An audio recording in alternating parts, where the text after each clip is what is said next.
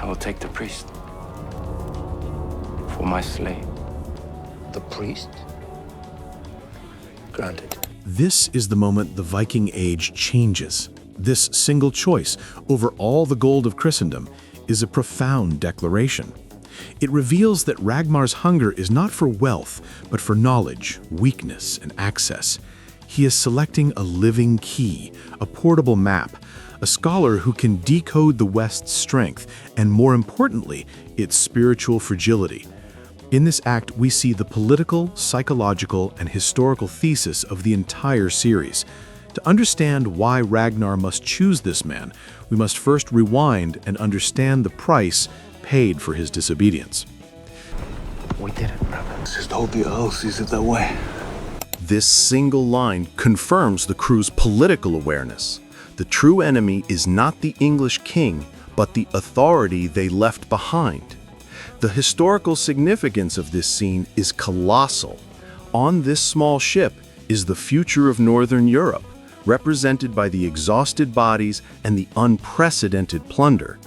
But the core analysis rests on the captive, Athelstan.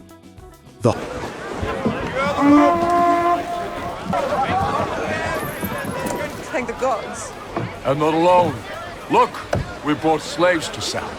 The harbor scene marks the transition from the philosophical to the political. The initial reaction is overwhelming joy. This is the historical validation of the trip.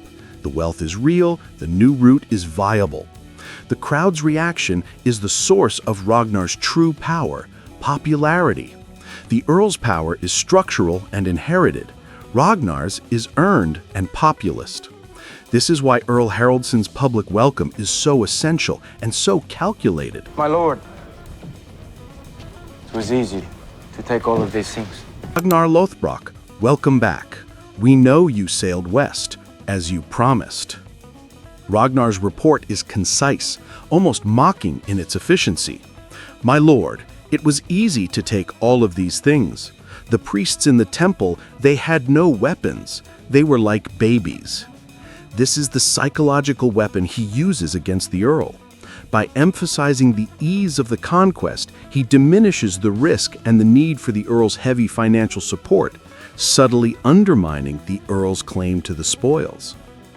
The reference to the monks as babies is chilling.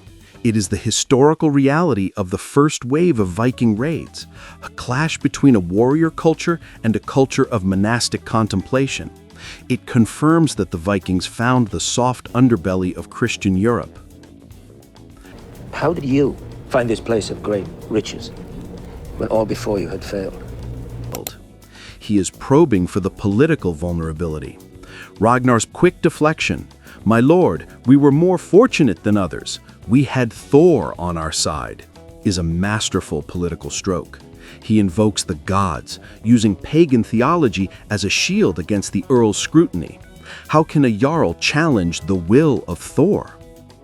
Ragnar makes a careful, reasoned argument.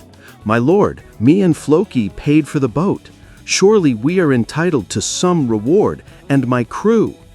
This is the voice of the emerging bourgeoisie, the free man claiming ownership based on labor and investment, not just inherited hierarchy. This is the political weight of Ragnar's revolution. He is arguing for a new economic. What will you choose? The Earl intends to force Ragnar to choose a trinket, a final public insult to his ambition. But Ragnar sees the game. He refuses the material. "I will take the priest for my slave." The monk, Athelstan, is worth more than all the gold.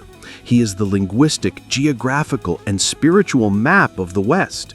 He is the future. By claiming him, Ragnar denies the Earl the ability to control the information stream. He secures his exclusive intellectual bridge to the lands he seeks to conquer. He turns a political defeat into a psychological and strategic victory. He proves that his vision, his curiosity, his ambition, and his understanding of the enemy's soul is the ultimate weapon against both Christian Europe and the tyranny of the old world of Earl Haraldsson.